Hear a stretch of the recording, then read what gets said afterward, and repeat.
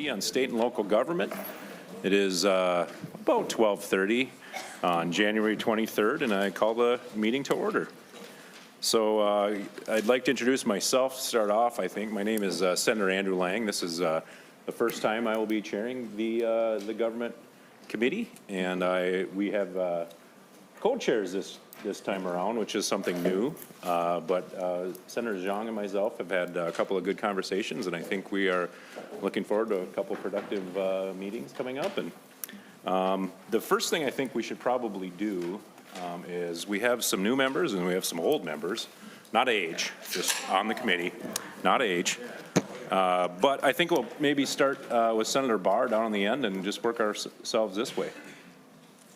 What would you like to know, Mr. Chair? Enlighten me. Senator Barr, Senate District 31. I was on State Gov the last 2 years and enjoyed the work and looking forward to what we're doing this year. Steve Dryskowski, Senate District 20. I live in Wabasha County. I am about the 17th or 18th year in the legislature. I like big individual budgets and small government budgets. And I like to hunt, fish, and do things that keep the freezer full. Thank you, Mr. Chair. Senator Gustafson. I didn't know we're doing mini bios, so I'll try to come up with something quick. I'm Heather Gustafson. I represent SD 36. It's 9 cities, but the 3 biggest ones are Vadnais Heights, White Bear Lake, and Lino Lakes. I'm a longtime history teacher, 4 kids. Yep, happy to be here.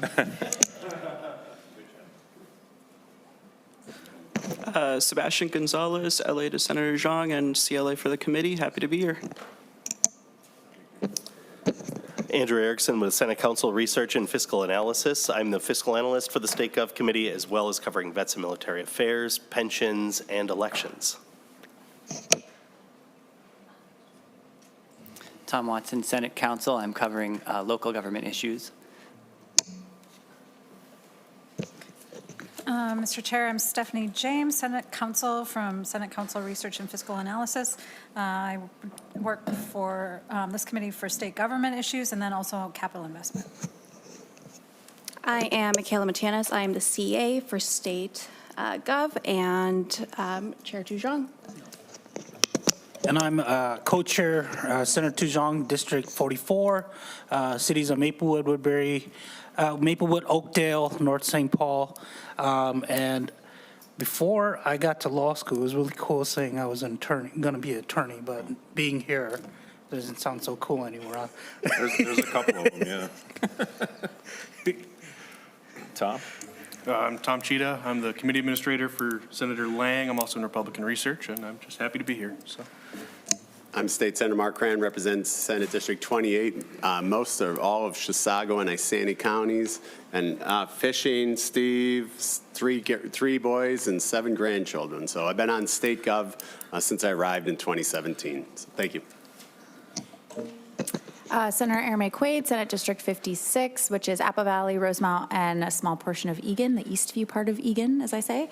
I've been on the committee for 2 years now, really enjoying the committee work, looking forward to doing it more with all these fine folks, and yeah, I'm a mom, so I'm tired all the time. Hi, Senator Jim Carlson. I represent District 52, which includes most of Egan, part of Burnsville, and most of Mendota Heights and the city of Mendota, all in Dakota County. So looking forward to being on the committee again. I'm in my 17th year in the Senate, and I think it's been about 7 or 8 years on State Gov. I'm Senator Mark Johnson, up in Senate District 1, a real hockey powerhouse up there. This is my first committee on state and local government. I was told that the chairs would be providing donuts most days, so this was my #1 pick for committees. That was seconded, so looking forward to that. State Senator Justin Eichhorn, District 6, Grand Rapids, and the Brainerd Lakes area.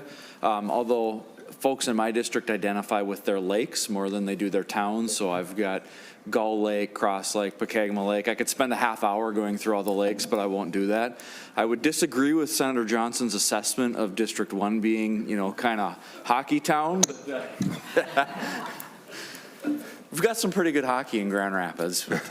This is my first time serving on state and local gov, and I so badly wanted to be here, I gave up my spot on judiciary to be able to come here, so I'm very excited to join you guys. So thanks for having me. Steve Swedzinski, Eden Prairie, Minnetonka. After 33 years of living the dream of teaching American government, 9 years ago I got elected, and everything I taught my students all those years, none of it is turned out based in reality. So anyways, but now I'm living the dream here, so glad to be on state and local government. There's a lot of wonderful people I got to work with the last couple of years on this committee, so looking forward to it. Senator Ann Johnson Stewart. I've been on vacation the last 2 years, but I'm glad to be back. This is my first turn on state and local government. I'm pretty excited about it. Speaking of hockey, I represent District 45, home of Wayzata, Orono, and Minnetonka. Powerhouses in their own regard. Speaking of freezers full of meat, I have lots. If anybody wants to stop by, just make sure my husband's not home, because we have lots of venison to unload, and I'm sick of throwing it away every 4 years. Thank you. Hey, Senator Michael Kroon, District 32, Blaine, Ham Lake, Lexington, and Columbus in Anoka County. And I didn't know this was going to turn into a hockey contest here, but I mean, Blaine's home to the Super Rink at the National Sports Center, so I think it's Hockey Day, Minnesota, every day in Blaine. I think I trump all of you there. And I guess I heard my first committee hearing here in state and local, I heard the committee needed another lawyer, so I guess that's why I'm here. Andy Tilenchak, Legislative Assistant to Senator Barr. And before we get to the staff, I think we'll have Senator Fateh. Thank you. Senator Omar Fateh, representing District 62, which is in South Minneapolis. This is my 5th year serving as state gov, and glad to be back. Thank you, Chair. And if I could get some of the pages and LAs in the corner to come out and grab a mic next to Andy and introduce yourself. Thank you. Hi, I'm Olivia Anderson. I'm one of the 1,200 pages, so excited to be helping out. Hello, my name's Ron Chafee. I'm also a page for this room, 1,200, and I'm very glad to be here. My name is Chloe Aday, also a committee page. If you got a name tape on. Hi, I'm Haley Bloom-Peterson, DFL Caucus Research. Hi, I'm Skylar Turnus. I'm an intern for Senator Lang. There we go. Perfect. Well, I appreciate the introductions by everybody. And the first couple of committee hearings, we're just going to be hearing from the agencies and getting big overviews of big agencies. So we'll start off. And Department of Admin, I believe, is up first. We had MMB scheduled, and they had dropped off last minute. So we're going to move right to you guys. And Tamar Granval. Did I say that correctly? You did. Well, welcome to the State Gov Committee, and go ahead and proceed. Good afternoon, Chair Lang and Chair Zhang, the committee and Senate staff. I'm Tamar Grunwald, the Commissioner of the Department of Administration, and with me is Julie Byral, our Legislative Director. Chair Lang, it's good to see you again. The last time we met was at the dedication ceremony for the Montevideo Veterans Home last May. As Commissioner, I'm really proud that Admin's real estate and construction team ran the project management for building that new Veterans Home, as well as the other 2 new Veterans Homes that opened here in Minnesota. So that was Preston and Bemidji last summer. It showcases Admin's partnership across state agencies and between the executive and legislative branches, and is an example of what is possible. Thank you for the opportunity to provide a brief introduction to Admin. I want to first thank you all for your support of our agency's work over the years, you folks who've been on the committee, and also welcoming the new members. We serve both state enterprise and local communities across all of Minnesota. Our 27 divisions provide a wide variety of services, and so today I'll be giving a high-level view of that work. Our primary role is to help government serve best Minnesotans everywhere. We're a central service agency with a wide-ranging set of responsibilities that ultimately touches every part of state government.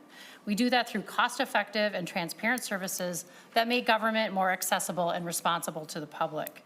We also serve the legislature, local municipalities, and nonprofit organizations. In addition, we provide some critical services directly to Minnesotans across the state. To better understand the breadth of our work and service, here are a few statistics about admin. Our partners rely on us to provide the critical core services that help keep them operating efficiently. These services include overseeing the state's annual purchasing of $3.7 billion in goods and services. We also manage 650 property leases for state agencies and boards, agencies and councils, and more than 320 annual construction projects. Earlier, I mentioned the new state veterans home in Montevideo. This is an example, again, of how we partnered with local communities and the state and federal government across Minnesota branches of government to serve the communities of Minnesota. We also administer a fleet of more than 2,300 vehicles, and we are the enterprise's insurance agent, protecting $22.4 billion of insured state assets, state property, and buildings and structures. Our total budget is a combination of legislatively appropriated general fund, enterprise, internal and service funds, special revenue funds, and federal dollars.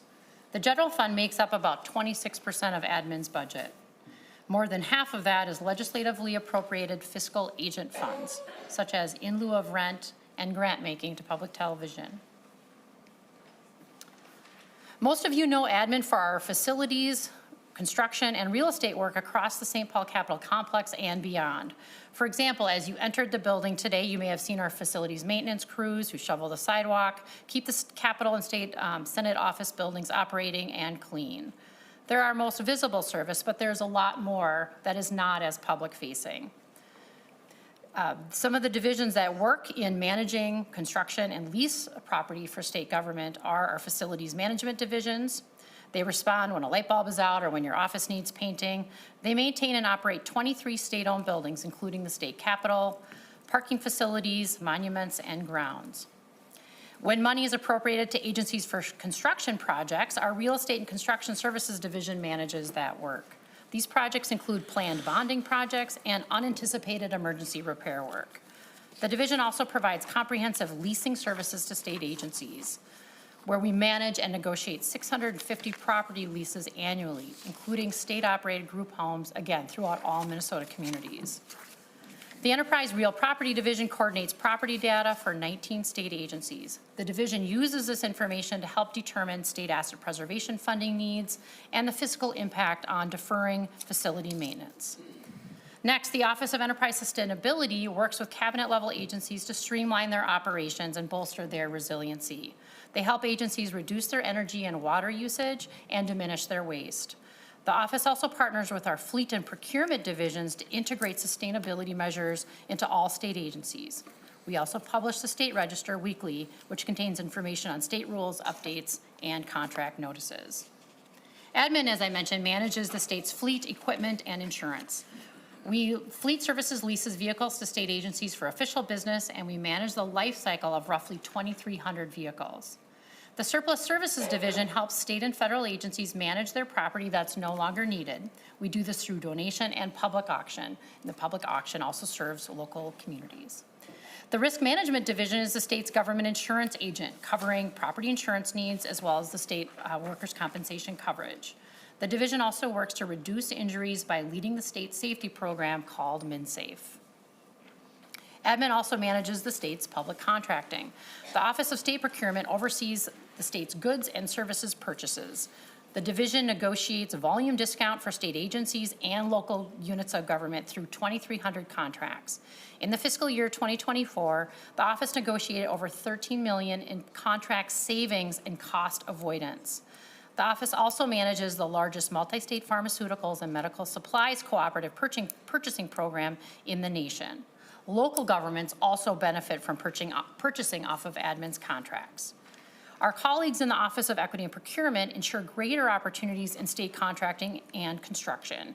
It promotes prospects to do business with the state and provides assistance to small businesses, including those owned by veterans and those located in economically disadvantaged counties in greater Minnesota as they seek state contracts.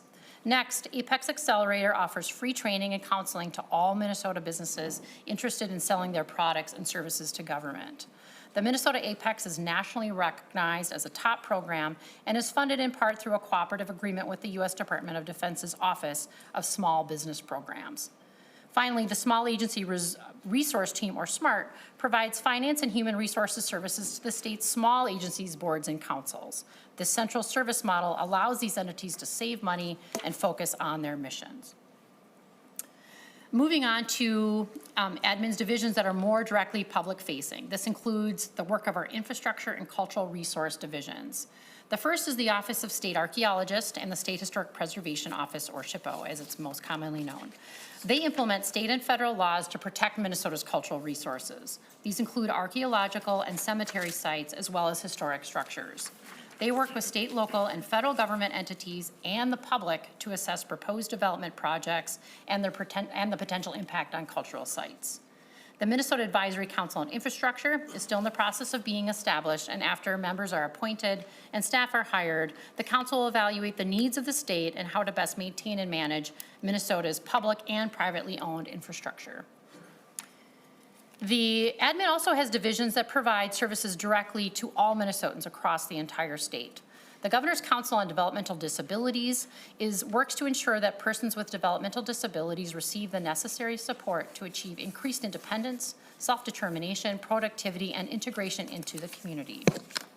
Our system of technology to achieve results, or STAR, as I mentioned earlier, helps Minnesotans with disabilities gain access to and acquire the assistive technology they need to thrive. This program is federally funded by the U.S. Department of Health and Human Services, and again, it serves individuals in all of Minnesota communities. The State Demographic Center analyzes and interprets demographic data and shares it with the public. They're also our Minnesotans' official liaison with the U.S. Census Bureau for each decennial census, and this is to ensure all Minnesotans across all of our state are counted in the census. Next, the Office of Grants Management works in partnership with more than 30 state agencies and organizations to standardize and improve state grant-making practices and enhance grants oversight. It also serves as a central portal for public information about state grant opportunities. Next, the Data Practices Office is a statewide resource on Minnesota's open meeting law and the Data Practices Act, again, serving individuals in all of Minnesota throughout our entire state. The Enterprise Translations Office supports state agencies to provide multilingual communications for the communities they serve. Finally, the Office of Collaboration and Dispute Resolution uses proven strategies to help government and stakeholders develop solutions to very difficult problems. The work, again, of these divisions is aimed directly at helping individual Minnesotans troubleshoot issues. Their services include providing a significant amount of government information and assisting Minnesotans to make government work best for them. Now we'll move on to the governor's budget recommendations for admin. First, the governor recommends an increase in admin's operating budget. We're requesting $301,000 in fiscal 26 and $610,000 in fiscal 27 in ongoing. It covers expenses for healthcare, growing expenses for healthcare, compensation, utilities, IT, and legal services. The governor also recommends an increase in the in lieu of rent fund. This appropriation funds the known costs of operations around the capital area for entities that do not pay for their leased space. These include public areas in the Capitol building, space for the House of Representatives and the Senate in the Capitol, and Veteran Services Organization space and memorials on the Capitol grounds. Next, the governor recommends establishing the state building renewable energy, storage, and electric vehicle account. This would enable admin to leverage federal funds for renewable energy and energy storage upgrades at state-owned facilities. Admin will apply for and accept federal cash rebates on behalf of the state for eligible renewable energy projects and EV fleet purchases. Dollars would then be used to help fund future renewable energy projects. Next, the governor recommends a budget savings measure and a technical correction. First, admin is proposing a small cut by eliminating an unassigned fiscal agent appropriation. In 2023, funding for public TV grants was designated as one-time in session law. However, funding was provided in admin's fiscal agent appropriation on an ongoing basis of $500,000 per year. The funding is not assigned to a purpose. We are proposing to cut that appropriation. Finally, admin has one budget-neutral technical correction for the insulin repayment program. The change would properly identify the account into which transfers from the Health Access Care Fund should be made for the insulin safety net program. As currently written, the 2024 appropriation directs the Commissioner of MMB to transfer $100,000 to the incorrect program account. The dollars should instead be transferred to the insulin repayment account in the Special Revenue Fund to properly pay any potential reimbursements of insulin manufacturers. That completes my high-level overview of admin's operations and our budget requests for fiscal 26 to 27. Again, thank you for the opportunity to talk to you about the great work that we do, and I'm happy to answer any questions. Well, thank you, Commissioner, and I appreciate the timeliness. You went through pretty quick. I appreciate that. Members, any questions, comments? Senator Drazkowski. Thank you, Mr. Chair. Thank you, Commissioner. Commissioner, has your agency considered where the federal government is taking a different direction on some of the mandates around electric vehicles and how that will impact your agency? Commissioner? Chair, thank you, Senator. We are, as the federal government makes decisions about this, we are evaluating them and making sure that we comply with the law. So, thank you, Madam Chair, or Mr. Chair, and thank you, Madam Commissioner. The other question I had is your workforce. You said 566 employees. What percentage of them actually come to the office each day, and what percentage are at home in their jammies? Commissioner. Chair. Senator, thank you for the question. At admin, over 50% of our workforce has always worked on site and has never had the ability to work from home or in a hybrid or telework schedule. So those are the folks that you probably see every day. So over half of our agency has been working on site and has throughout the pandemic and will continue to. For the other half, everybody is required to come into the office on a regular basis. That is based on the business need of their division. I will say I and my senior leadership team are in the office all the time, and many others are as well. Thank you. Thank you, Mr. Chair. Thank you, Commissioner. It sounds like about half, which seems underwhelming. Thank you, Mr. Chair. Senator Barr. Thank you, Mr. Chair. Commissioner, my question's around actual physical buildings, real property. So you maintain the list of all the real property the state owns, if I gathered that right, and you actually manage 650 buildings? Was the two pieces were separated in your presentation, but I just wanted to clarify on that. Commissioner? Chair, Senator, we manage most of the state buildings, but there are state-owned buildings that are managed by DNR and MnDOT. The 650 was the 650 leases that we manage, so that is managed both state property and some private leases as well. Senator Barr. Mr. Chair, Madam Commissioner, so you could provide me a list of state-owned buildings that are empty? And you could also provide a list of, what I'm really curious about is the buildings we don't use around the state that are empty, and also if one agency is paying another agency to lease a building, like does transportation lease a building that's owned by MMB, something like that, if there was one agency that pays a lease payment to another agency for use of space? Commissioner? Chair. Senator, we could provide that information to you. I am not aware of buildings that are empty. Thank you. Thank you. Members, any additional questions? I guess the one question Johnson Stewart. Thank you, Mr. Chair. I'm curious if you could just give us an update on the situation in downtown St. Paul with perhaps the square footage that the state is leasing. And I'm sorry, I'm not prepared, but I remember those are long-term leases. Or the basis of my question is I too am concerned about the empty offices in downtown St. Paul and how that impacts the business community in downtown St. Paul. And I'm just curious if you could enlighten us on maybe the square footage of lease and if those are long-term or what your solution is to those lease problems. Thank you. Commissioner? Chair, Senator, yes, we are committed at the state to maintaining and supporting downtown St. Paul as a vibrant community. Right now, we have at least 4 leases in downtown St. Paul with the Attorney General's Office, Department of Public Safety, Housing, and Deed. And those are reliable rent-paying tenants that are in their buildings and paying their rent and contributing to the St. Paul local community. If you would like specific information about square footage, we can follow up and provide that to you. So I wrote them down. I got Attorney General, Housing, Deed, and there was one more. Sorry. Commissioner? Department of Public Safety.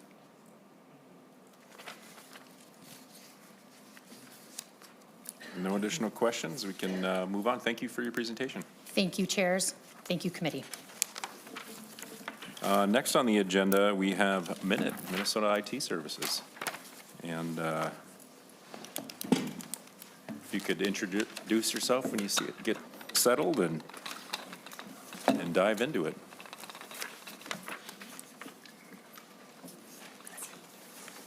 Oh, I forgot to ask my question.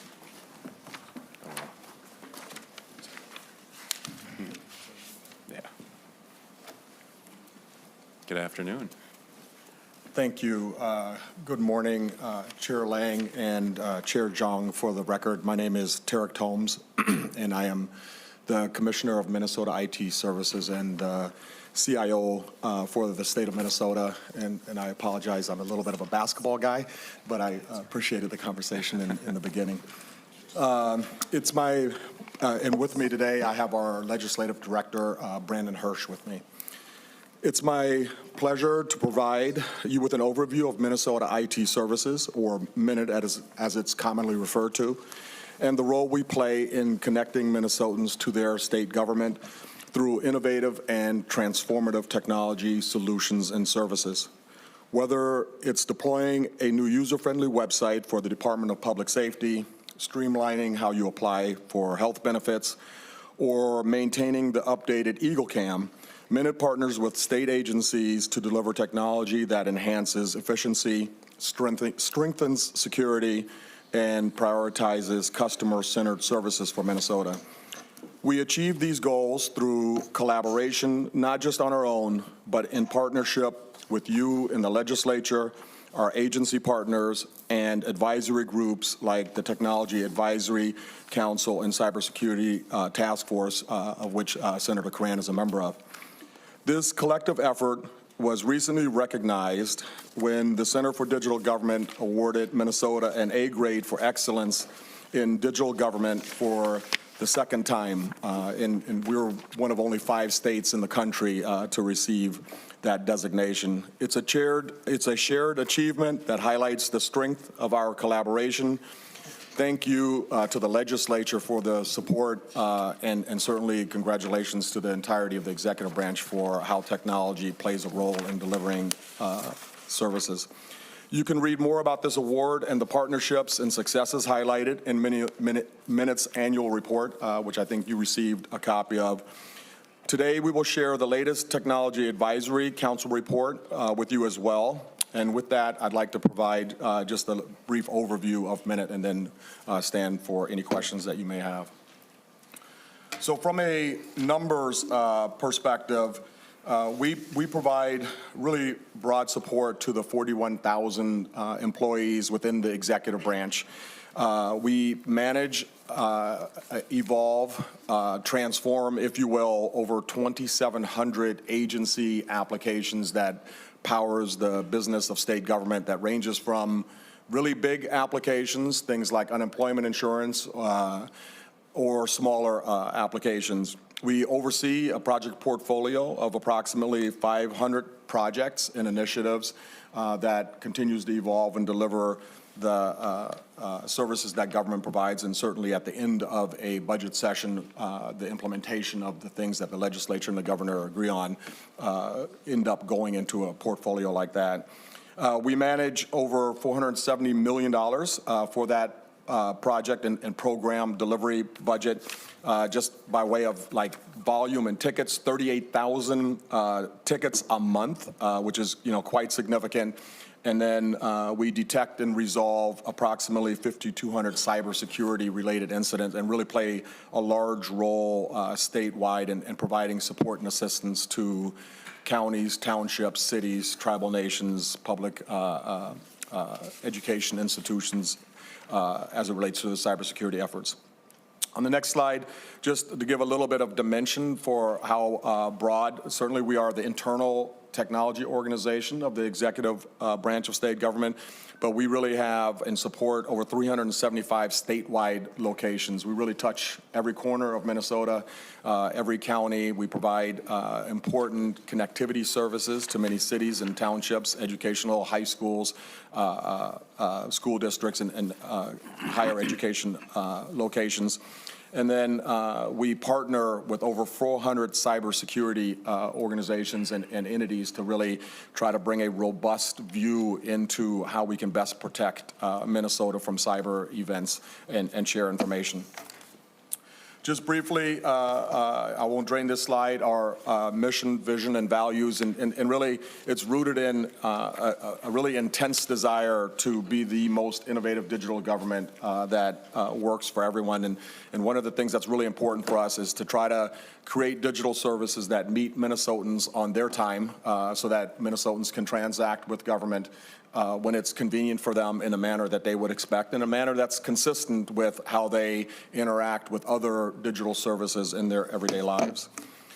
Our partnership with the Technology Advisory Committee is incredibly important. Just to denote reports from 2020 and 2021, and when it was the Blue Ribbon Council on Information Technology, and now the Technology Advisory Committee with reports in 2023 and 2024. And it is really an incredibly robust partnership that consists of legislative members, private sector, technology experts from Minnesota, as well as senior leaders from the executive branch, and then also representation from local forms of government. And really, it is, I think, something that my peers across the country really would be envious of, to have that type of a partnership that provides robust advice and recommendations and really takes a deep dive into not just how technology is delivered, but also how technology should be consumed and used to deliver government services.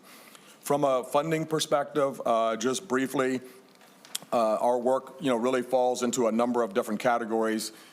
We have services that the executive branch as a whole consumes, things like communication, collaboration services, cybersecurity services, connectivity type services. But really the majority of the budget from a technology spending perspective in the executive branch is in that agency portfolio, in those 2,700 lines of business applications. As I mentioned, that is everything from hunting and fishing licenses to the way the Department of Corrections does their work, to unemployment insurance, the way we connect with healthcare, and so forth and so on. Those line of business applications are crucial to Minnesotans in their everyday lives as they transact, the way to get a driver's license, the way to renew your tabs for your vehicle, so forth and so on. So the majority of the budget is in that space, and as an organization, as an agency, if you will, Minute has relatively little general funding. It is really all either fee for service or related to that portfolio of services. From a cybersecurity perspective, and really just a incredible thank you for the past legislative investments in cybersecurity that have really made such an enormous difference, not just to the executive branch, but really throughout Minnesota as it relates to our whole of state cyber plan. We have approximately 5,300 cyber events that range in size that we both detect, are reported, and resolve on a yearly basis. And the investment in tools and capabilities to continue to strengthen our layers of defenses are essential. Certainly the bad actors invest in these layers to try to disrupt services in society and certainly disrupt services in government, and our continued vigilance as it relates to protecting Minnesotans' information as well as making sure that the essential services of government are robust and available is incredibly important. So just a really huge thank you and appreciation for past legislative investments as it relates to cybersecurity. One of the things, just from a generic perspective, if you will, most organizations across the globe, public sector and private sector, have been in some type of a cloud journey, and the executive branch of government is no different. Has really that journey, supported by legislative investments as well, has really proven out to be invaluable. We are what you would refer to as a multi-cloud state, meaning we support and embrace a number of different cloud environments to really power the business of state government. And one of the things that we're seeing just from an infrastructure perspective, based and supported on the investments in the last legislative session, 105% increase in servers running in the cloud. So we're, intentionally making sure that those workloads run there, which reduces our need to procure and buy hardware with an undetermined size sometimes. The business of government is a little bit bursty. Some, months or some cycles you need more capacity, other months you need a little less capacity. Cloud environments are really conducive to that. And then probably one of the most significant things is as we move these workloads to the cloud as it relates to applications, we're seeing an on average 43% savings in cost. And so we're continuing to prioritize moving these workloads to different cloud environments. So just looking back a little bit on 2024, if you will, we completed 150 projects and have a lot of work ongoing, what we refer to as a project-to-product implementation. We're really looking to productize some of the services that government provides. Projects tend to have a beginning and an end, and certainly the services that Minnesotans expect continue to evolve and continue to change. And so developing a product approach is really important. A few highlights: e-services for taxpayers, the Enterprise Office of Translation, really huge opportunity where artificial intelligence is playing a large role in language translations and providing language translations to agencies. Huge transformation at the Department of Corrections, modernization, starting with what's referred to as an offender management system, supporting the creation of the new Department of Children, Youth, and Families, and an opportunity to really modernize that portfolio, which is incredibly important. Better access to death and birth records, mobility as a service, and as 150, the list goes on, and I think you can read and see more examples in the annual report that we provided. The portfolio, without going into incredible depth into it right now, but just really wanted to bring your attention to really that bottom right, if you will. 209 applications that serve 10,000 or more Minnesotans. And certainly, as you can imagine, both from a service perspective in terms of meeting the needs of Minnesotans, as well as a cyber perspective, when you have a service area that may impact 10,000 people, incredibly important. So we just wanted to break down what that application portfolio looks like in terms of the number of people that are impacted. Changing gears now as it relates to the governor's budget recommendation. The governor, for our organization, we have so much ongoing work, and we're continuing that important work of implementing the programs and services that we continually have. We only have the operating adjustment that is a part of the governor's recommendation, a relatively modest amount based on our relatively small general funding amounts, $186,000 in FY26 and $378,000 in FY27. And it's really based on rising costs of compensation for employees, and certainly, in our market, lots of Fortune, 100 companies. The Twin Cities market area is a very competitive area, and then the rising cost of insurance, and in particular, things like cyber insurance to make sure that we're protected from larger significant cyber events. With that, that concludes my update. I really sincerely hope I stayed within 10 minutes, and I'm more than happy to answer any questions. Well, thank you, Commissioner Tomes. Members, are there any questions for Senator McQuaid? Thank you, Mr. Chair. Commissioner Tomes, I appreciate you touching a little bit on AI. And I just wanted, we've talked about AI before. I'm sure I've talked to you about it more than most people have. But I just, want to say again, I'm really concerned about the rapid growth of AI, its integration into our regularly used products without our consent. I don't know if the state uses Google Docs or Microsoft Word. It is embedded in there. It is scraping all of our writings to train its language models. It is often wrong when it translates things, when it cites statutes, when it cites case law. I took a look at the report of the Technology Advisory Council, and I see that somebody came in to speak about AI, which, by the way, it's a person who works with Thomson Reuters who has an AI product to sell. I'm just really concerned about the way in which this is being pushed into people's lives, not helping us separate what's created and what's real. I worry a lot about people saying, in a court of law, you only need reasonable doubt to get off from a crime. Be like, that's not me, that's an AI video, right? And so I would really want us as a state government to, let me also say, too, that right now the way AI exists is a monopoly, right? And the way in which the software, the computer chips, the data centers is made by one or two companies. And so even though there's multiple companies who are using AI, the way in which it happens, not in a cloud, but in a real data center, is by one company. And I'm really concerned about the monopoly of that. I think AI can be good. I think it could be used for good. I think it's something that state governments should actually be part of so that there is public ownership of the way AI is developing. But the way it's developing now is really concerning for me. And so I will be coming to you with more things, but I would hope that the Technology Advisory Council maybe digs a little bit deeper into that, because there are so many concerns, right? It is training AI in all of our faces. It's training AI on all of the things we write and say, not to mention the climate catastrophe, right? It's more than a bottle of water to make one search in ChatGPT. And we've got data centers popping up next to neighborhoods and taking our water and our energy resources. So I'm really, really concerned. And I think this is a time for us to be really mindful about its expansion in our state government and not just kind of happen, pro forma, because it's just happening everywhere. Commissioner, if you'd like to comment.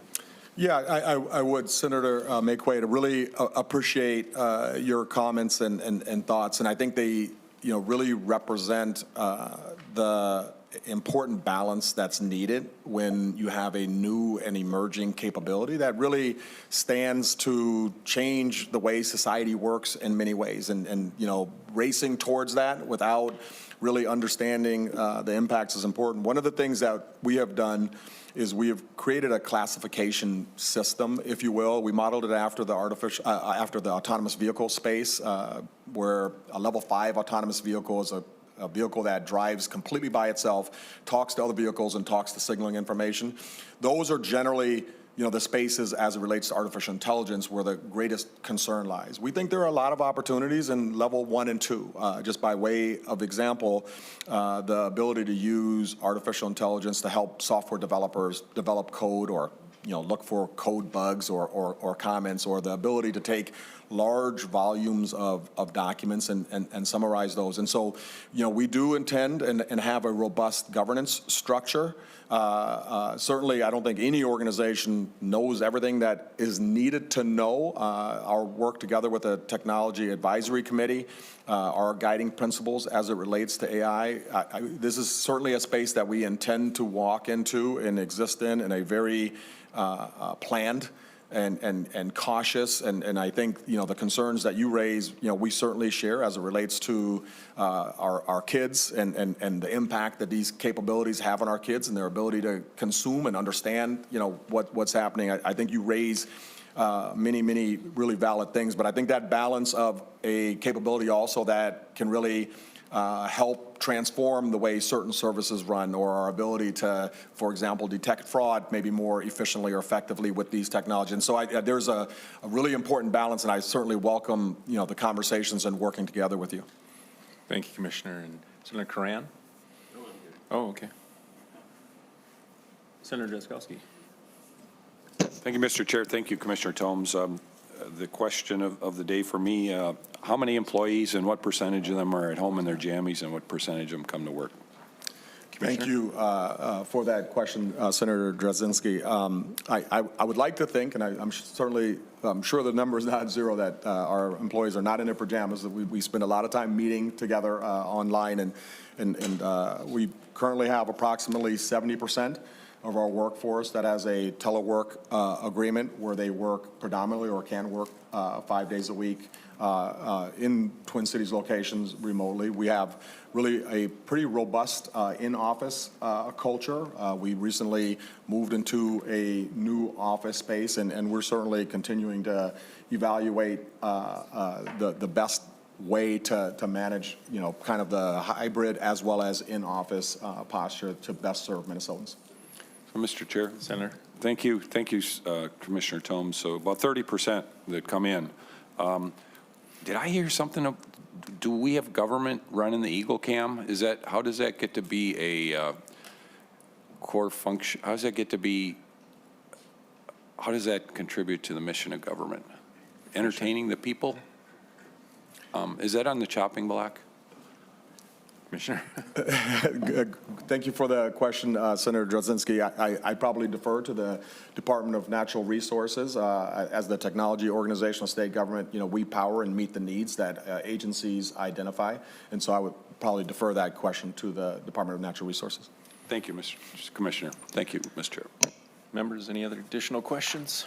Senator Swedzinski. Thank you, Mr. Chair. I'm just curious, in the handout you provided, 400 school cybersecurity partners, what would be an example of that program, and how much of a need is there that our schools have to be in tune with cybersecurity? Thank you, Mr. Chair, and thank you for your answer. And Commissioner, he actually hit on a question I had as well, that I was curious, the same question, although I guess I'd like a little bit of a flavor of how schools are actually being targeted and how the information within schools are being targeted. So if you could put those two together. Chair Lang, Senator, thank you for the questions. Really, really great question. Maybe I'll start off, with the targeting side. Like all organizations, entities that serve large numbers of people that don't have the appropriate cyber defenses in place are certainly at risk for being exploited, mainly for financial gain. So bad actors will exploit a vulnerability, maybe encrypt data, and then return that data potentially in return for some financial gain, generally referred to in our space as ransomware. School districts generally are not targeted largely for just the sake of disruption. That happens, occasionally, but more it's bad actors, finding a vulnerable sector, if you will, and then monetizing that. And once it happens in one space, then it, starts to happen over and over again. I don't have statistics handy across the country. Certainly school districts in Minnesota have faced cyber events of the kind that I've referred to. And one of the programs that has really been, I think, essential, maybe I would, refer to it a little bit as a lifeline, is the whole of state plan that was developed, and then the cyber funding that the legislature enabled us to get the matching components from the federal infrastructure bill that allowed for smaller school districts, or even larger school districts, if you will, to implement kind of fundamental layers of defenses that protect computers. The ability to detect anomalies, to alert, so that it doesn't turn into that bad event. Those technologies are generally referred to as endpoint protection type, and there's a certain level of funding, and the reality in most places is once you get to smaller sizes or even medium sizes, organizations have to make really tough and difficult decisions, and they may not have budget, they may not have a cybersecurity expert on staff, they may not have staffing, they have to make really, really difficult decisions, and we have many school districts that participate in that whole of state plan that heavily subsidizes the ability to have these fundamental tools, and these fundamental tools really reduce the likelihood of a cyber disruption significantly. Senator Swazinski. Thank you, Mr. Chair. So just to be clear, can a student of mine from 1997 change their grade? Without my knowledge. I think the answer was potentially. We would like to think not, and I think the ability to protect from those types of things has really grown quite significantly. Thank you, Commissioner. I don't know why he's picking on 1997 so much, but some of us are, protective of that year, but Senator McQuaid. Thank you, Mr. Chair. And that must be the first year that grades went online or something, right? I'm so sorry to come back to this. I don't think I realized it when I was asking or making my initial comment, but we now have an AI director at the state. Can you tell me what their job is and what the goal is with that? Commissioner.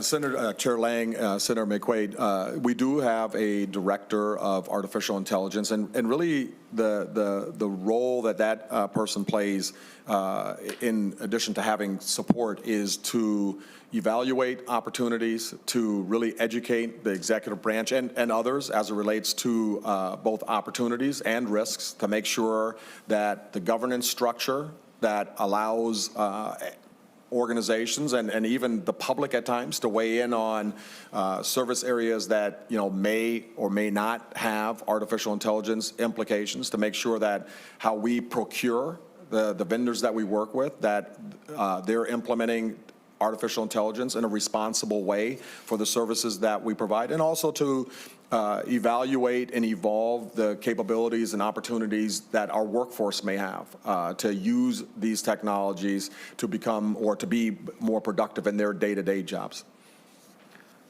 Thank you, Commissioner. Anybody else? Mr. Chair. I don't want to, I'm sorry, if No, you need it's to move fine. on for time, okay. Thank you, Mr. Chair.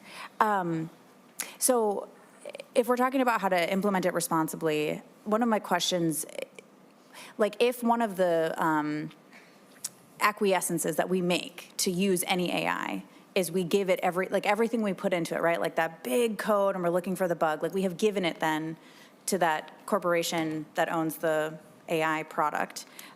Is that a part of this responsibility? Because it's not just the output, right? But if literally every single time we use any type of AI, whether it's Meta or ChatGPT or Gemini or whatever, you're giving it to them. Is there a way to responsibly integrate it into anything we're doing in state government because we're giving away our own stuff to those corporations?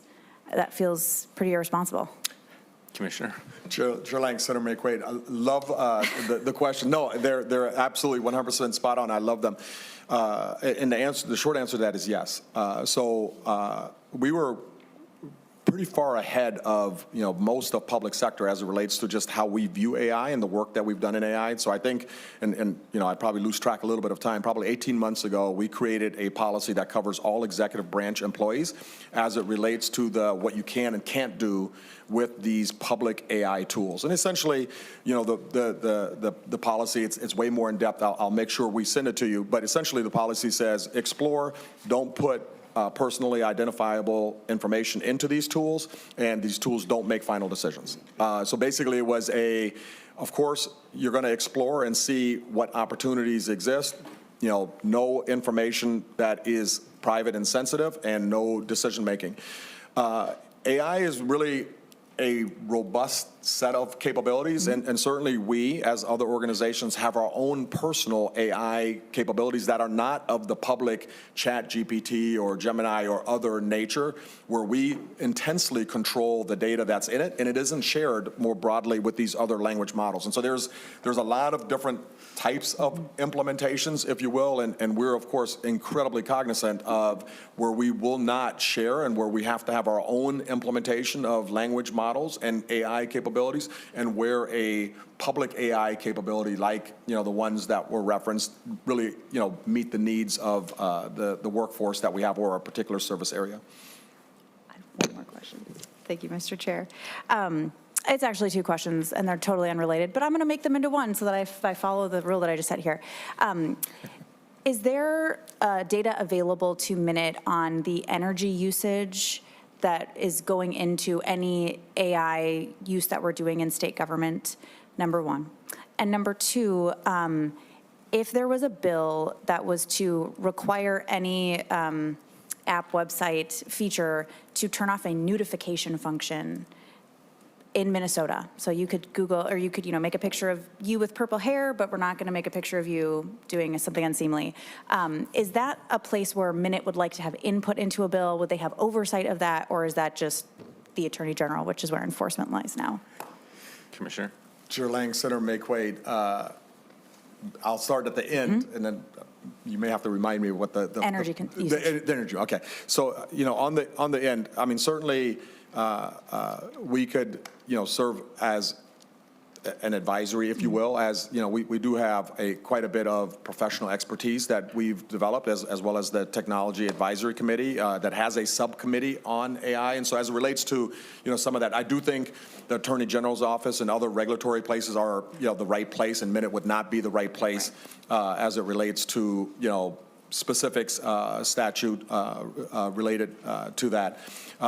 As it relates to the energy piece, and our director of AI probably, I'm feeling him not real happy right now. We can try to probably calculate something like that. There are public, probably calculations, but there would be really, really rough estimates in the marketplace. They wouldn't be precise because most consumption is cloud-based, and so it's not consumption that is, unique to Minnesota or unique to something that's necessarily running in Minnesota. And so we would have to really do a lot of extrapolation of public information to even get at some type of a remote guess. Thank you. Well, it looks like that's the end of the member questions. I guess the thing that's been rattling around in my brain, and I think most of the members of the committee probably are in the same boat when we did a collective oof when we heard about the data breach of the public safety officers. I know that it's fresh and it's kind of hot off the presses, but we got you here right now, and I'm just curious as to Minute's involvement in the probable investigation that's going to go on, and what that means for the Senate, really. Chair Lang, in these types of instances, as it relates to, in particular, something relatively fresh, we have, really in-depth forensic work that we do, and respectfully, I would ask that we allow that forensic investigative work to conclude, and then we'll come back. One of the things that we have in Minnesota that I think is invaluable, if you will, the Legislative Committee on Cybersecurity has a closed door portion also. So when there are things that we can't share publicly, because of potential cyber risk, we can share that closed doors with that Legislative Committee on Cybersecurity. And so I would be more than willing to come back certainly to this body and share any information that we can share publicly. And then, certainly with that legislative body in a closed door session, if there is anything additional, to share, we're more than willing to do that. And I appreciate that, Commissioner, and I think that as co-chairs, I think Chair Zhang or myself would probably be more than willing to, when the time frame is right, to have you back, and we can maybe just, if it's publicly available, we can discuss it in public. Otherwise, with the committee, and if there is legislative action needed, for sure, I think you'll probably have a bunch of willing authors and willing committees to be hearing it. So, absolutely. With that, I appreciate your willingness to come forward and give us the presentation. So thank you, committee members. Members, next on the list, the Department of Revenue, DOR. Commissioner Marquardt.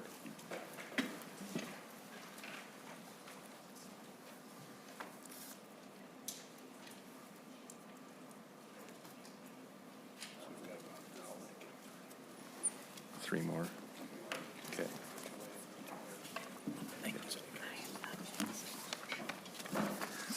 Well, good afternoon, Commissioner. It's been a while.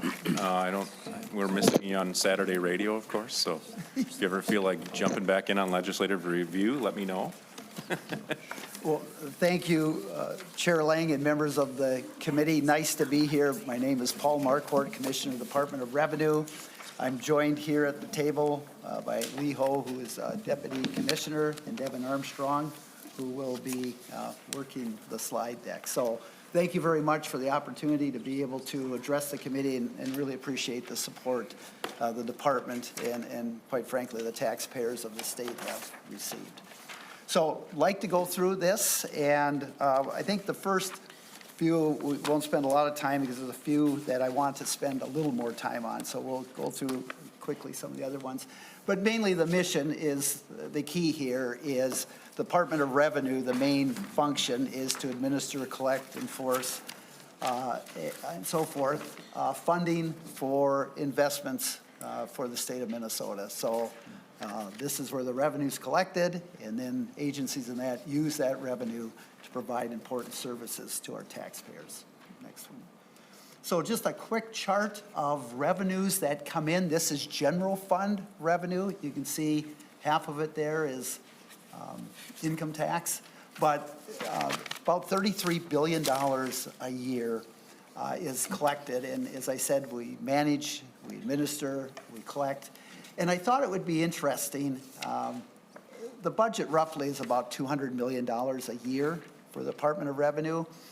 And so the administrative cost is about 0.6%. And, you know, just think about other agencies, or when they tack on administration fees, it's usually, 3 to 10%. And so I think that's pretty good value that the taxpayers are getting at that 0.6%. There are the vital programs that the Department of Revenue and the taxpayer provides for those type of services. Customer base. So one thing I was on a tax committee for many years, but didn't realize kind of all of the customers that the Department of Revenue serves. Of course, the 3 million tax filers, but that middle one, 800 licensed property tax assessors. The Revenue Department, we certify, we approve, we educate, we evaluate all of our county assessors, because this is the one tax where the government really sets the base, sets the value. And so it's really important, but that is a very important function of the Department of Revenue that I think a lot of folks don't realize. Next one. So the Department of Revenue also works, of course, a lot with the administration and the governor in conferring and recommending tax policy. Also works with the legislature on how to design tax policy that's going to work best for the taxpayer, make it the easiest to comply. So that's a constant work.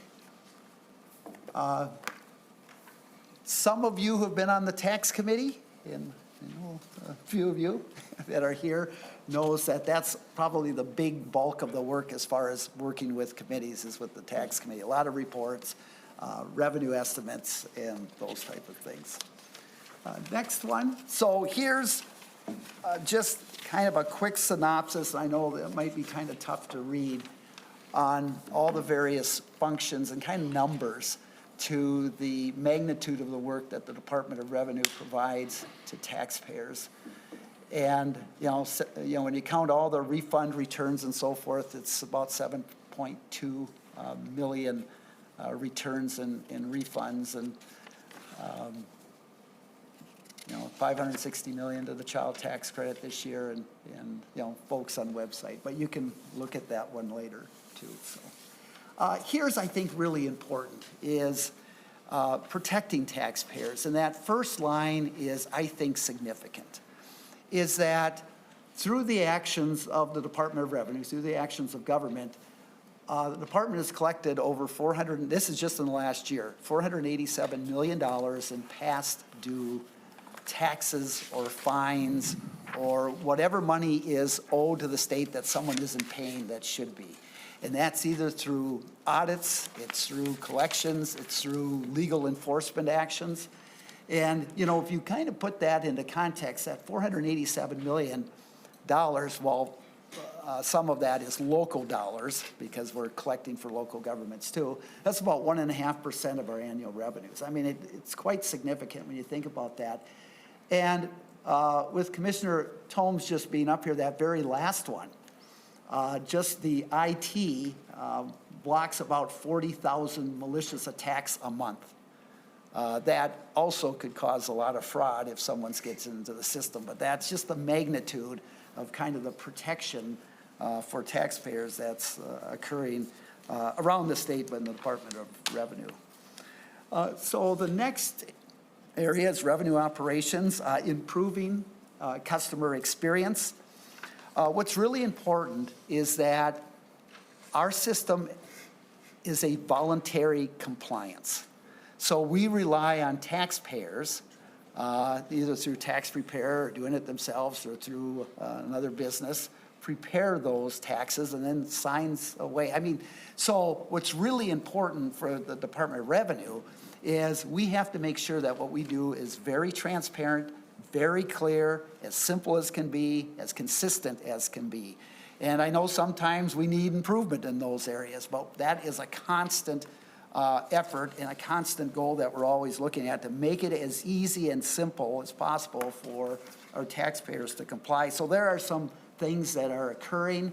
We're starting e-services for individuals, which is really important. Chat box, talking a little bit about AI. I will have you note, we do not use generative AI because we don't trust generative AI giving tax advice information because, as Senator McQuaid has mentioned, it's not always accurate. So, but we do, if you punch in a certain sentence, it will give you what we have put into that. But always looking to improve customer experience. Next one, please. Also, another very important area is securing taxpayer information. And just through the IRS, because we have a lot of federal tax information, there are so many safeguards. If you ever come into Stassen, the building of Stassen, if you ever remember the old show Get Smart, where Don Adams, where he's got to go through all those doors, well, that's what it's like, just because there's information there. But that's just physical. When it gets to other things, ID theft, refund fraud, there's a lot of things that we have kind of things that we can catch. We don't make it public. That will indicate if fraud is occurring and those type of things. Moving to the next one, data security. So, of course, we have a lot of workers who are teleworking, and so they are dealing with very sensitive, very confidential tax information every day. They each have a company-issued computer. They are not using their own personal computer. And there are, we belong to the virtual private network. There's multi-factor authentication, all these things that protect. And, I mean, you've got to be the user, and you have to have a business need to get to this tax information as they work every day. So security and protecting taxpayer data is really important. And I have to say that sometimes other agencies will put into bills that we would like to get information from the Department of Revenue to help with something. We look over that very, very carefully because one of the trusts that taxpayers have is that their information on taxes is going to be only those who should see it should see it. So anytime you try to broaden the scope, we're very concerned about that voluntary compliance and how the impact might be on taxpayers. So if we could move to the next one. So, I know there's been some discussion on hybrid already, and I really want to address that. And how our hybrid work culture is working for our taxpayers, we talk about that almost every day at the Department of Revenue. We take that very seriously. And our experience in the 4 years it's been in effect since COVID has been very positive. And our three main principles are performance, accountability, and employee experience. Performance, we're going to show you some performance metrics in just a second, but accountability is our employee to the work, to the customer, but also making sure they're fulfilling everything they need to do. And if they have a telework agreement, if they're not doing things, they are brought back to Stassen. I know the question has come up from Senator Truskowski a few times. We have about 95% of our employees have a telework agreement. So about 5% are there each and every day because of the business need. And there's probably about another 5%, 8% that are there 3 to 5 days a week. Now, our supervisors, managers call our workers back for meaningful, regular meetings. But that's about the amount that are actually physically there every day. But, some of the things, and we'll get to some of the other things about this, performance and everything else, is that we have reduced a lot of office space because of this. There's 7 regional offices that were closed, so about 90% of all the regional office space has been closed, eliminated. At Stassen Building, about 24% has been leased out to other agencies or whatever, and we're continuing to actually move back, so we're probably going to have about 2 floors when all is said and done, but that's saving about $2.5 million a year. And as you'll see, production has improved. If we could move to the next one. I think this is, as a rural legislator and person, I think this one's really important. We have about 1,400 total employees, 75% of the agency budget. About 280 of the employees live and work in greater Minnesota through the telework. And there you can see the green are the counties where we have employees. And, these public servants at the Department of Revenue are your constituents. And I remember when I was first in the legislature, there'd be bills that would, like move the Department of Agriculture out to some rural city. You don't have to do that. We're creating jobs now through teleworking, and I just think that's really beneficial. So in the last 4 years, we have reduced 7 regional offices and yet doubled the number of employees that live and work in greater Minnesota. And I just think that's really important. And probably the most benefit to the department is you now have employees who represent and understand the entire state. So if you're doing an audit in rural Minnesota and you live in rural Minnesota, you might understand that better than someone from the cities would. Or you're working with a customer there. I think it represents the state much better in our workforce. This next one, with the hybrid model, performance. And so we have developed over the last few years, and we're working to even enhance this more, looked at and coming up with a number of metrics and performance measures to say, how are we doing not only in employee production, but for value for your dollar. And these certainly aren't all of those. We've given some of them, but you can see the population, and we're just comparing 19 to 23, so you can see the increase. The number of revenue employees, well, that has adjusted up and down.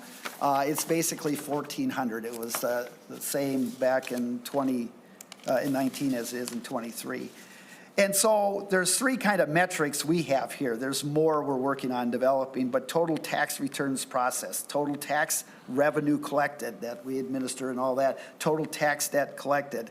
And let's just take that first one, total tax returns processed. I know you can look at this later. But in 2019, we were processing 6.3 million. Now it's 7.2 million. That's a 14.3% with increase. So we're moving from 4,500 returns per employee to 5,143. Now, not all 1,400 employees are doing these, but just gives an idea so you can keep something consistent. And so, when you have a process return, that means there's audit, there's outreach, there's all these, there's form development, there's all these other things. But I think it gives you a perspective of per employee that those numbers are going up. And then we looked at the revenue operating budget. So back in 2019, it was 158 million. In 23, it was 175 million. Doesn't include capital purchase. This is operating. That's a 10.8% increase. But you can see here with total tax returns, it was $25.07 a return back in 2019. 23 was $24.30, a 3% efficiency increase. Total tax collected, 7% increase. Total tax debt collected on the budget dollar, 19%. So I think the bottom line here, and to ask questions about hybrid is very valid. And I said, we're looking at this every single day because I think we have to verify and justify to the public a teleworking arrangement. And production and output and what we're providing for taxpayers is a key.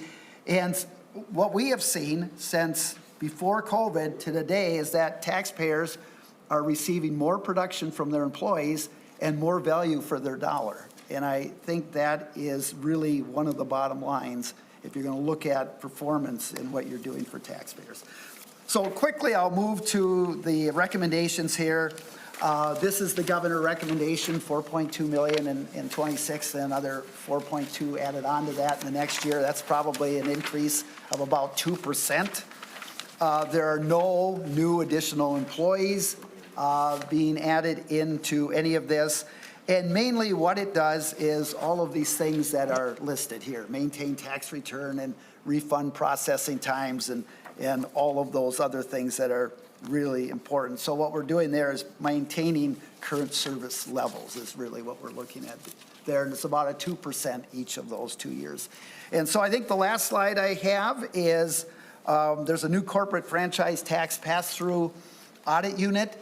And what that is, and we've got folks that explain that a little more, is that our pass-through entities, our partnerships, are becoming more complex all the time. You've got partnerships that own partnerships that own partnerships, and each partnership has a set of owners and trying to kind of trace back the income streams and so forth. So this is hiring more auditors to do that work.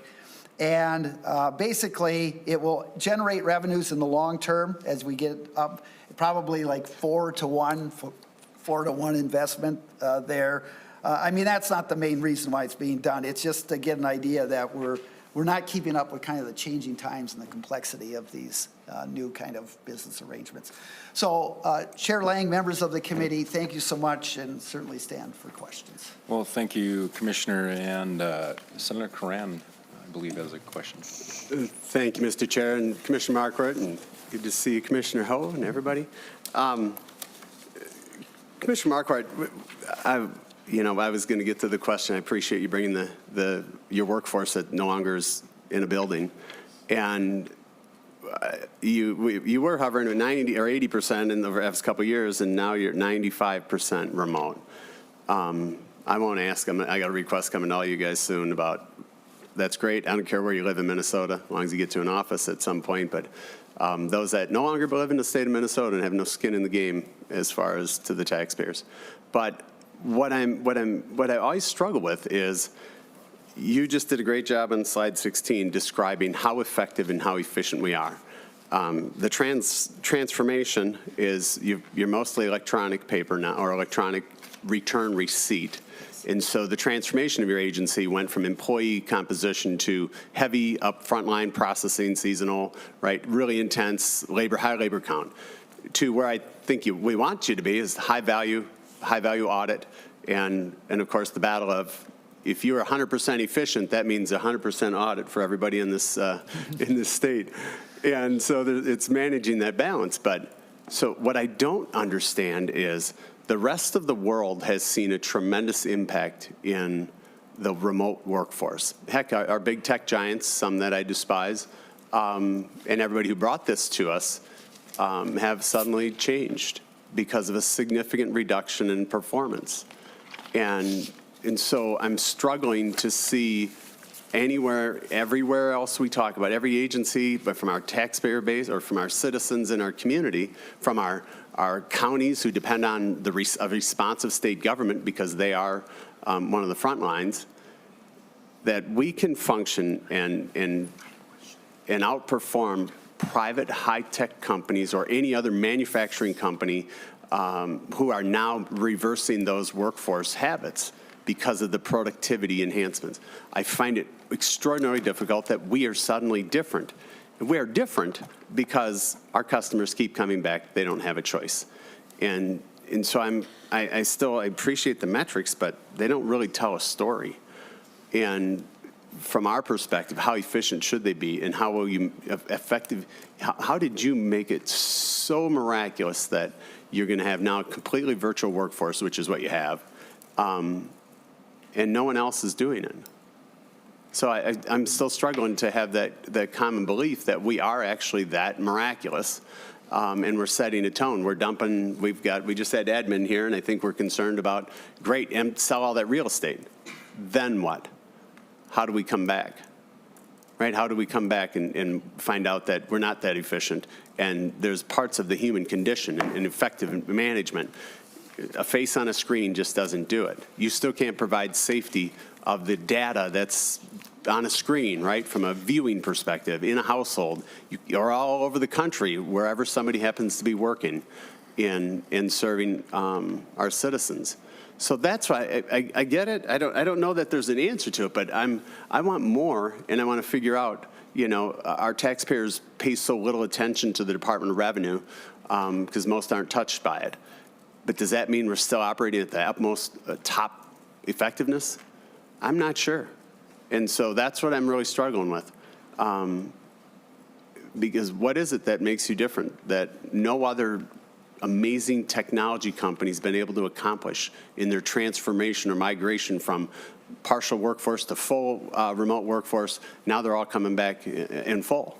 So can you help me understand how that, what is it that's so unique in a public sector environment that, because if it is, then we're going to have to replicate it everywhere because it doesn't appear to be functioning to the level our citizens are satisfied with. Commissioner? Yeah, Chair Lang and Senator Rand, who I know you know a little bit about the Department of Revenue. So, again, we talk about this every day, but what we really come down to isn't what is most important is the outcome and the service and the production you're providing to the taxpayer rather than the location of your workstation. I mean, if you were to balance the two, what would be most important? And I can't tell you why necessarily we're getting these results. And I don't know if there's been enough studies maybe to look at teleworking. I mean, I could venture to guess that people working at home may have less distractions. I've actually had folks say, yeah, when I was in the office, you're talking in where they can focus better and actually get more productivity. They have more flexibility where they don't have a half an hour or an hour to drive back and forth, so they can actually spend more time thinking about work. I don't know what the studies would show. I mean, I've read a lot, and you see the pros and the cons, and you see what's happening, as you mentioned, with a lot of the big corporations. But I will tell you that the Department of Revenue had started the telework before I became the commissioner. And I remember Deputy Commissioner Ho and I having one of our first conversations was on this when I heard about the number that were teleworking. And I was somewhat skeptical, I will admit.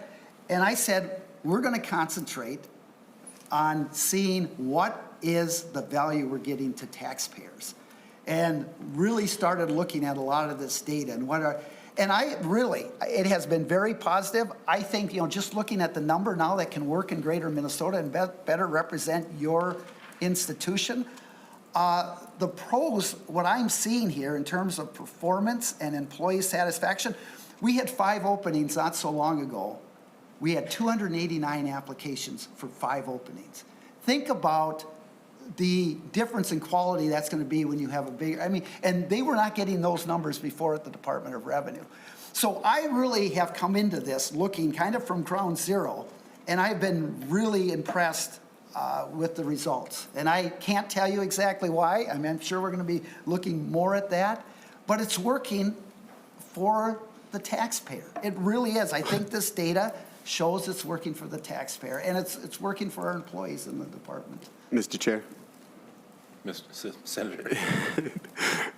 Thank you, Commissioner Margaret. I think the study is occurring. I don't know that this study needs, right, you've seen the real world out there, and the migration is pretty significant and pretty drastic. And so we are attractive when you're remote, and it's extraordinarily convenient. And everything you just described, I was a work at home, right? But I've got accountability for 20 years. It's baked in. You don't perform, and you move.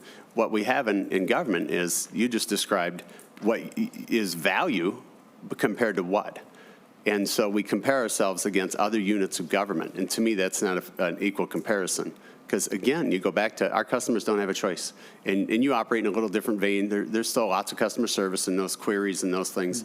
That's great. At the end of the day, I'm going to struggle to understand that workforce, and especially when they're no longer even a taxpayer in Minnesota. We've got a significant number of people all over the state, and you have legit people outstate. I know that corporate audit, you're out there, right? I got it, right? So I understand it all, but that's a pretty drastic number when the rest of the world is changing. And what's going to change here? Because you think it's great value. What if we think it should be $150 million instead of a $200 million budget? Can we accomplish the same? Because we've automated almost everything, and you're doing high-value audits and really complex audits, and even more so because you have now all the data in the world to help vet those. So that's where I just struggle, and I think every single agency here, every single agency in this state, we're going to struggle. From MnDOT, you name it. And then you're lucky, you're almost exclusively office work, white collar. The rest of the world doesn't operate like that, and the rest of our state agencies don't. So I think it would be attractive to work for you, great wages, live wherever you want. I'm not sure I'm convinced that we're getting the value, because maybe we should just set the threshold. We do it for $150 million. What does that look like? And you talked about proximity, and I can tell you, nobody answers their phones. All the things you described of saving the transportation, all those things, nobody answers their phone, nobody answers their emails, right? And collectively here, agency from it, we got dozens and dozens of state employees that give us the data as well. And so proximity to people, to me, is productivity. That 3-minute chat down the hallway, and you got 4 answers instead of chasing emails, and they're no longer accessible. And so I'm going to be watching the experiment really closely to maybe challenge you guys a lot more. So thank you.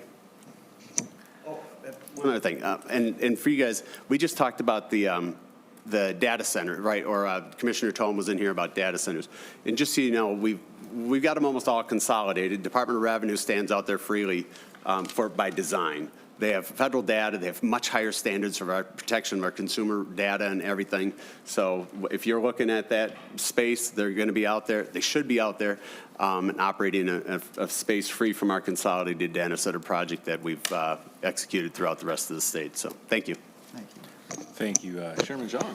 Thank you, Chair Lang. Commissioner Marquardt, I would serve my very first committee in your tax committee, so I still remember that.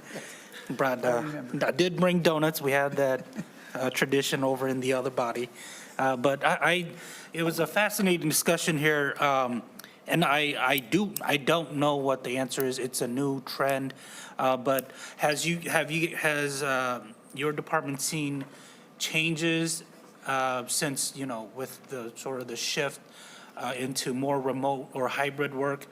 In like the job posting that you guys have put out, has there been a change in the timeline of trying to fill in these positions? Because we're also competing with other private corporate businesses out there with accountants and tax experts. I don't know if you guys have seen any changes. Sharon, or excuse me, Commissioner. Chair Zhang. Yeah, we have seen more applicants now when we post openings, and I think the flexibility is probably a reason for that. But I don't know other changes. Can you think that? Chair Zhang, members of the committee, I think there's a number of factors that weigh into the number of applicants to a job pool. Some of it is the labor market, and we know that's been changing over time, as well as the flexibility provided. We do get a lot of feedback that people are looking for flexibility in their work environment, and that's one of the things that does attract people to us. But we are also seeing growth, and I think some of that also has to do with the current labor market and the fact that other companies are starting to reduce their workforce. So that makes more employees available potentially. All right. Thank you, Commissioner.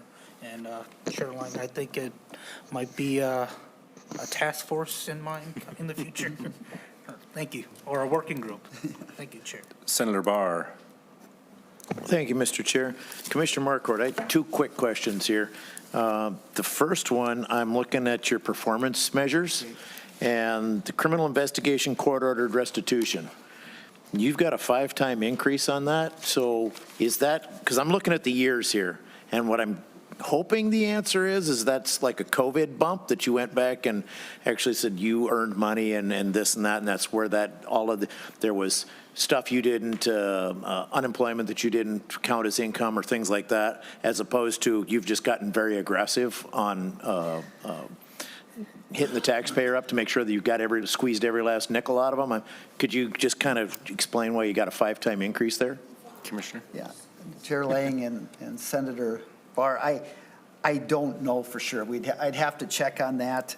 I know in 2023, I think that represented like 44 charges. I mean, our criminal division investigates a number of things, and then if it gets charged out to the county, then we get some money back. But I'd have to get back to you on that. I don't know for sure.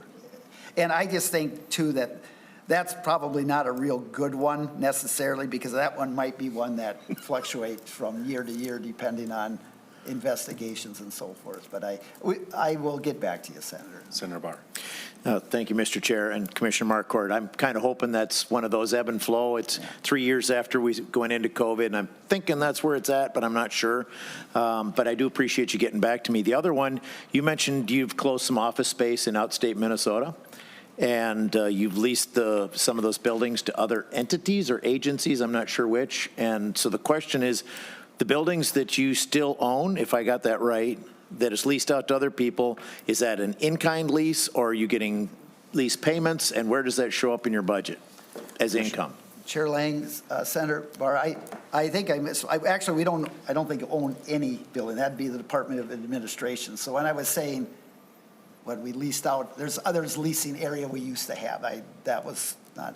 And as far as those other offices, I don't know if Deputy Commissioner Hole, I mean, who had those before, who we were leasing those from, I'm not quite sure.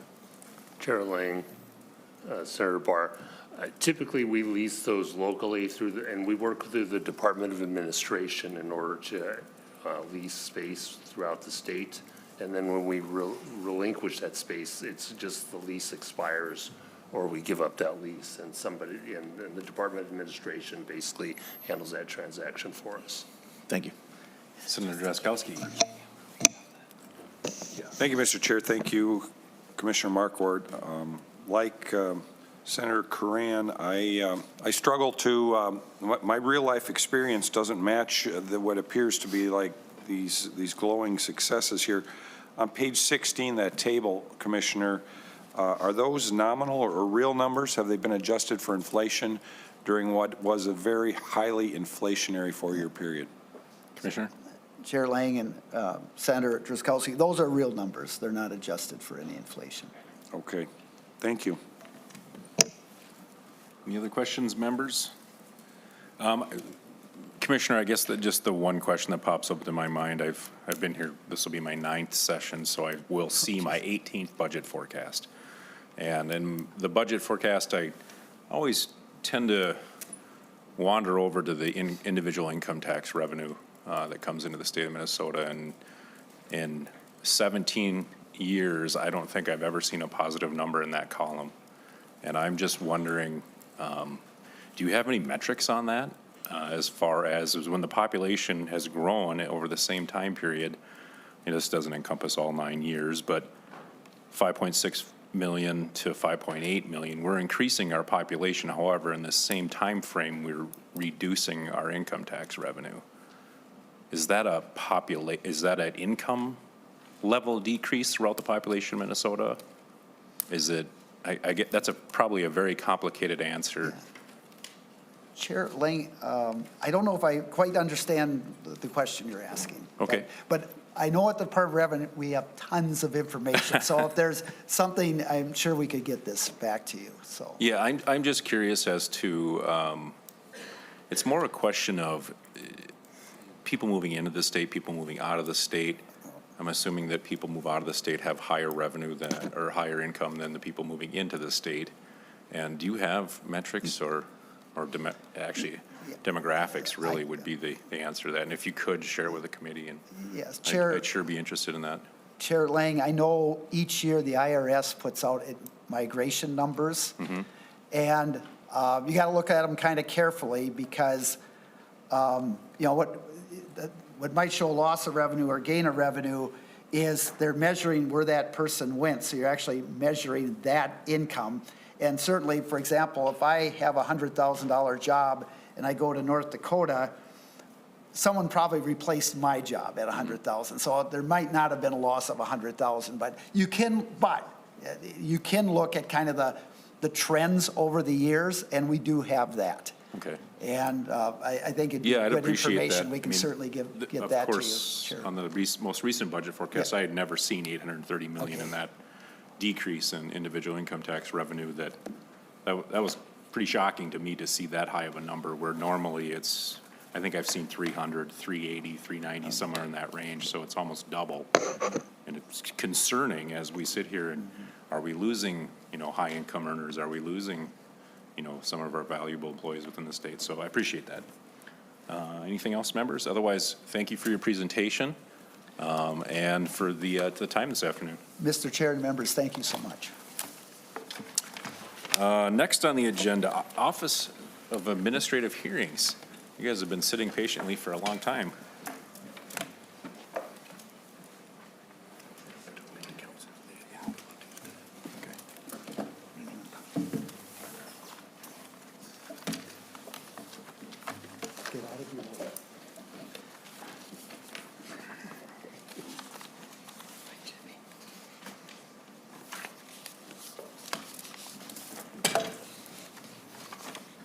Chair Lang, Chair Zhang, members of the committee, my name is Jenny Starr, and I'm the Chief Administrative Law Judge at the Office of Administrative Hearings.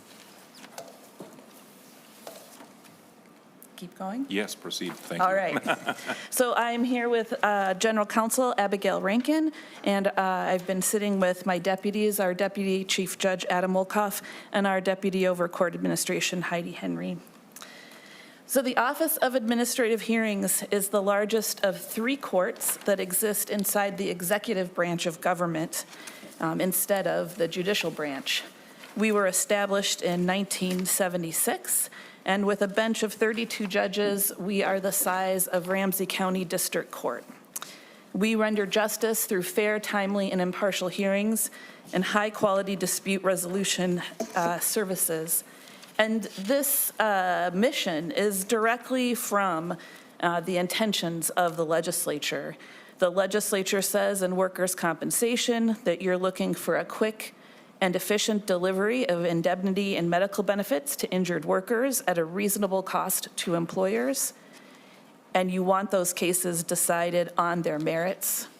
In our administrative law work, often referred to as contested cases, our statement of purpose legislatively is to provide oversight to the executive branch of government, to increase public accountability and public participation in government at an efficient and economic way.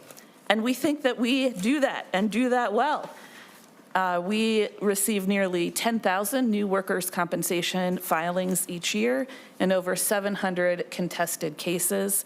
And we do this at a 1-to-1 judge-to-employee ratio. So just for comparison services, as I mentioned, our bench is the size of Ramsey County District Court, and their ratio of judge to employee is 1-to-7. And we're highly effective. This is just a snapshot of our workers' compensation caseload. We resolve approximately 70% of our cases without a hearing or without trial. 30% are decided on their merits, and less than 1% is appealed to a higher court of appeal. And there, less than 3% are changed on appeal. And we do this because of our decisional independence. All judges at the Office of Administrative Hearings are state employees. They are learned in the law. They are free of political and economic conflicts of interest. They report to the Campaign Finance Board, and they're subject to the Code of Judicial Conduct. And what that means is we get this kind of result. So I want you to look at this picture. This is the Baldwin Township public comment hearing. The light at the very back of that room is where Judge Jessica Palmer Denig was sitting. Over 1,000 people showed up to this public hearing to talk about what they wanted to see in their community and in the incorporation of the city of Baldwin. And this is what they said about our work. They said that the township would like to thank Judge Jessica Palmer-Denig for a well-reasoned and well-resourced decision and for so skillfully presiding over an emotional and energetic public hearing. This is really what we're known for. We're known for using the process, the judicial process, which many of us come to with trust in its neutrality and its ability to adjudicate fairly, and we also make that process accessible at a reasonable price to the people. Now, we're not alone. Over half the states in the United States have a court like the Office of Administrative Hearings. In national jargon, we call this a central panel model. Minnesota was the third state in the country to open this court in 1976. States continue to adopt this central panel model. In the 2020s, Indiana and Idaho are the newest members. Now, each central panel in the United States is a little different. They're all created by unique pressures that existed in their states at the time they were created. Our court was largely created by the pressures existing in 1976, and they have a variety of different scopes of jurisdiction. So not all central panels across the U.S. are the same, but what is the same is that we exist to provide and ensure a high-quality, effective, efficient, and independent administrative judiciary. And this is also true.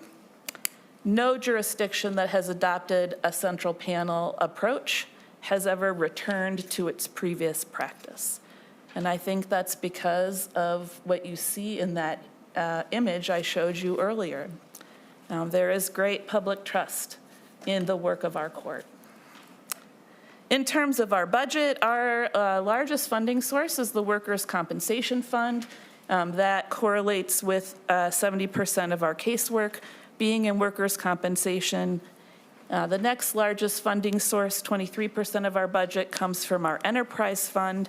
So in those contested cases where Minnesotans come forward to contest a decision made by a commissioner of an executive branch agency, the executive branch agency pays the cost of that hearing, of those judge services. So we bill at an hourly rate, at a pretty cheap one too, $270 an hour. And if any of you have ever paid a lawyer, you would recognize that that figure is very inexpensive. All right. Your lawyers have left, most of them have left the room, so you can say whatever. And then our general fund funding is 7%, and that covers the cost of our municipal boundary adjustment work.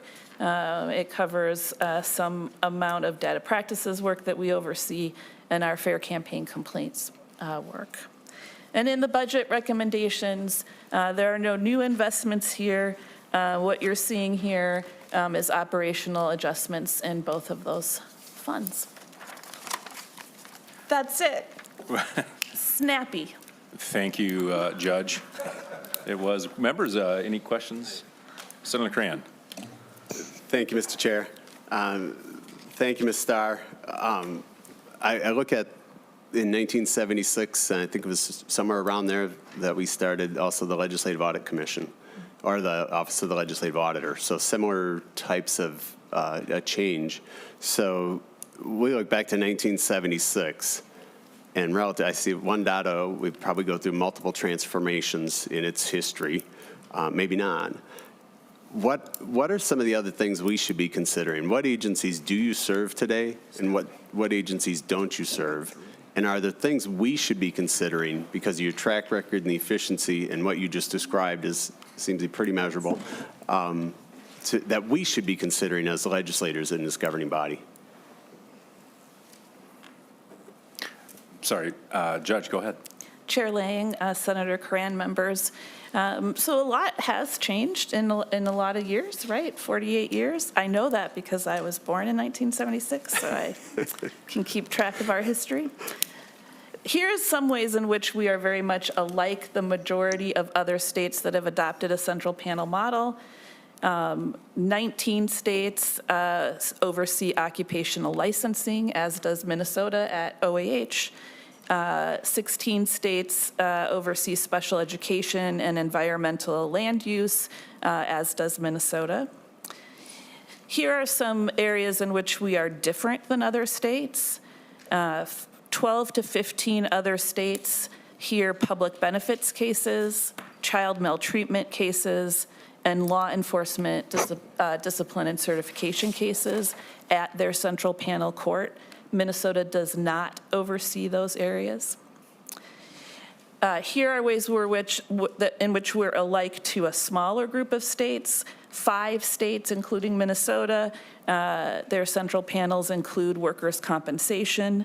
And then here's a way in which we're different. 5 states, not including Minnesota, oversee unemployment benefit denials at their central panel court. So in those spaces that were different, those differences are being handled today by other agencies, including the Department of Human Services, DEED, the Bureau of Mediation Services. And these are just the ways in which the choices we made when our central panel was created, right? The choices we made about the jurisdiction that would exist at the Office of Administrative Hearings today. Senator Cran, does that answer your question? Thank you, Ms. Starr. And so under the child, I wasn't able to write, but so the other states have their health and human services governed or covered under the OAH. We don't. And so their judicial review is contained within this single decision maker within the commissioner of that agency. Chair Lang, Senator Cran, correct. And Mr. Chair, and Ms. Starr, and same with unemployment insurance. They have their own hearings, administrative judges within the agency reporting to their commissioner. Chair Lang, Senator Cran, that's correct in Minnesota. All right, thank you, Mr. Chair. And I think for us, if we look at those, if we're looking for operational efficiency, and I don't know about you members, but if you've been in DHS services and heard, you know, the challenges we have when decision makers are contained within that common reporting chain, it may be something we consider for future modifications to maybe test that model or move into a 2.0 version of the OAH to have more independence of that review, which I think represents our citizens and our taxpayers much better. So thank you, Mr. Starr. Thank you, Judge. Members, anybody else? Drazkowski, Senator Drazkowski. Thank you, Mr. Chair. Thank you, Judge Starr. So your agency also does the judicial review on Chapter 14 stuff for these agencies as well, right? Judge Starr, go ahead. Mr. Chair, Senator, correct. Yes, so Mr. Chair and Judge Starr, what did we do in Minnesota before that in order to respect the Constitution and make certain that we had the third branch overseeing the delegation of authority between the legislature to the executive branch? What do we do here before that? And then what do other states do in that regard? Judge Starr. Mr. Chair, Senator, when you say Chapter 14, what I hear you saying is contested casework. Is that correct? Am I hearing you correctly? Mr. Chair, I'm talking about administrative rulemaking. Rulemaking. Got it. Okay. You want to talk about rulemaking. Chair Lang, Senator, I don't know what Minnesota did before the Office of Administrative Hearings oversaw rulemaking. But we are one of 2 states that includes oversight of rulemaking in its central panel court. We're highly unique in that way. I think it's one of our best services to the people of Minnesota, and particularly when it comes to public comment hearings. What I see in public comment hearings is a real value brought to the table by the people of Minnesota having an opportunity to be heard in a meaningful way to a person of authority, a judge.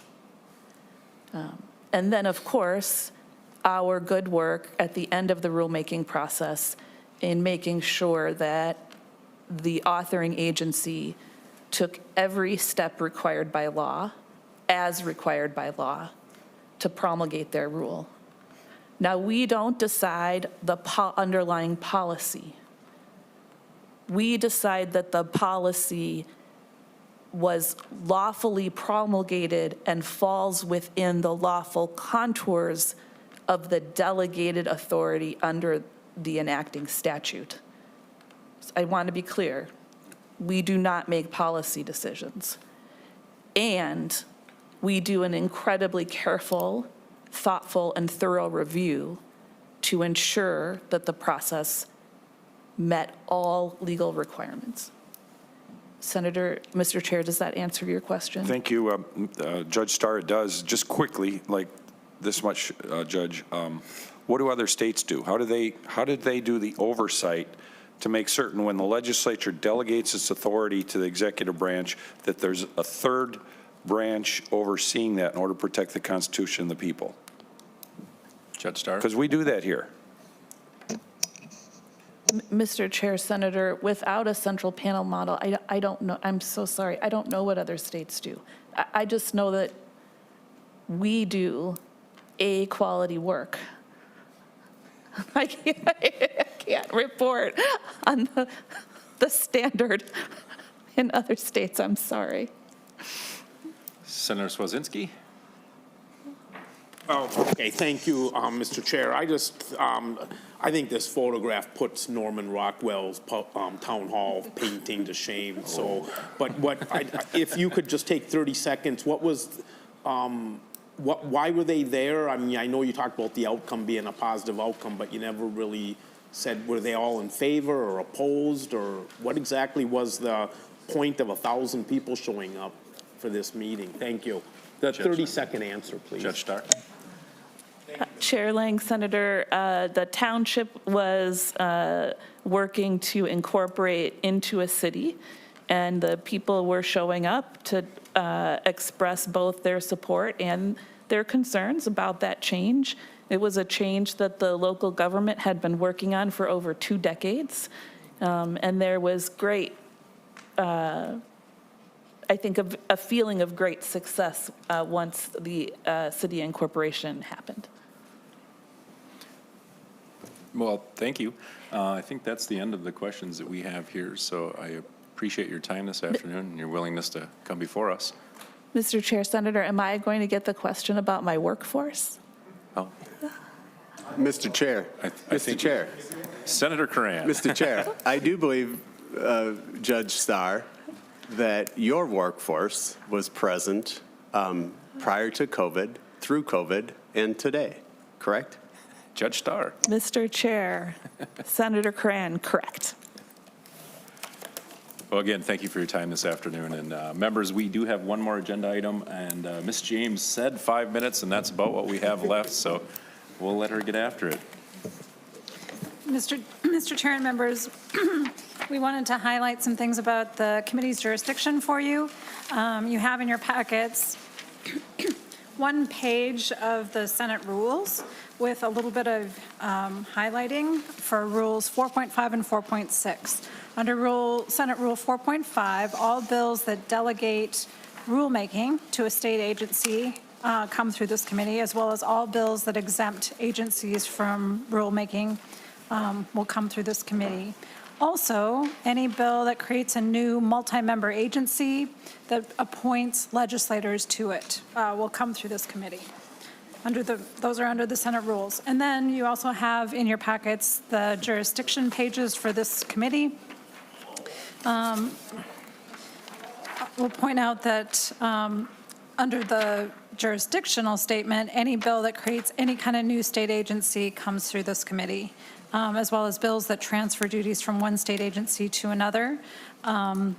Bills relating to rulemaking, so any changes to Chapter 14 would come through here.